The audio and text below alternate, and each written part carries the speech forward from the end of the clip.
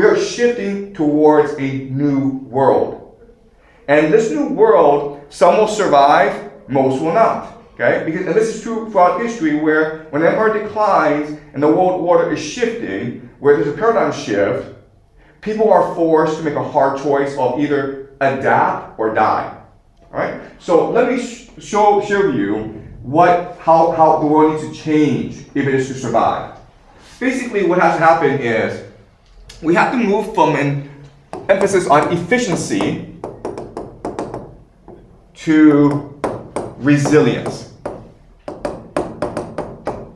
Okay? That is the main goal in the future. Today, it's really about how to make things as cheap as possible and get it to as many people as quickly as possible to make as much money as possible. Okay? The idea of efficiency. Generating as much profit as possible. The idea of resilience is to appreciate that there will be a series of crises, and what you need to do is focus on adapting and surviving these crises, okay? So for a nation, for a community to survive in the future, there has to be three major changes.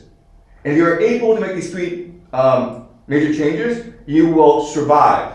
If you do not make these changes, you will be eliminated, okay? It will be survival of the fittest. All right, so the first thing you need to do is move from materialism to spirituality. Right now, the entire world, these nation states, have convinced the population what matters is your material well-being. If you are driving a car, if you have a house, if you have enough food to eat, then you should shut up and obey, because we're doing a good job. Okay? But in the future, governments can't do that because there are not enough resources to go around. Therefore, the government has to make you believe that what matters is your happiness, your well-being, your spirituality. And that usually means a renewed focus on religion. Okay? That's the first thing. Second thing is to move from a system of individuality to community and family.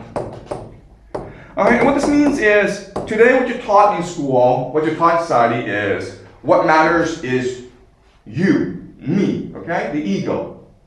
If it's doing well for me, it's good. I don't actually care about other people. In the future, you have to focus on building a community, on helping others. Okay? And the last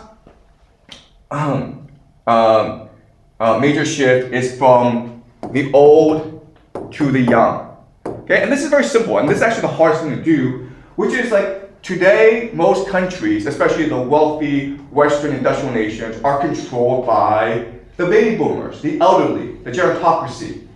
They have all the money, they have all the power, but for society to thrive in the future, this power needs to shift to a younger generation. Ideally, maybe in the 30s, okay? The younger the better. And you think this is easy to do, it's not. Because, first of all, these baby boomers have access to the best healthcare in the world, they have a lot of money, and they really enjoy living. And they're also really selfish, okay? So this is actually the hardest problem to solve for most Western societies. How do you transfer power from the old to the young? And quite honestly, historically, we've never ever faced this problem before. Never. Because the old simply don't live that long, okay? Now, baby boomers are living to at least 100 years old. So they have another 20 years ahead of them in power. Meanwhile, the young cannot develop the experience and expertise in order to lead the nation. So whichever nation actually figures out this problem first, how do you get rid of the old and give power to the young, then will most likely thrive in the new world that's coming. And if you were to ask me which nation would most likely achieve this first, I would say Japan. And the reason is very simple. Because in Japan, this problem is the most pressing. They are the the eldest population, they have the oldest population in the world. And so they need to resolve this issue really, really quickly. Okay, and maybe in the next 5, 10 years, and I think that Japan will actually resolve this issue. But it may be the only nation that's able to resolve this issue because it's so difficult. You love your grandparents. Do you want to see your grandparents die? Of course not. Okay, you're going against human biological nature. All right. Okay. All right. So that's the main argument I want to make you today. Okay.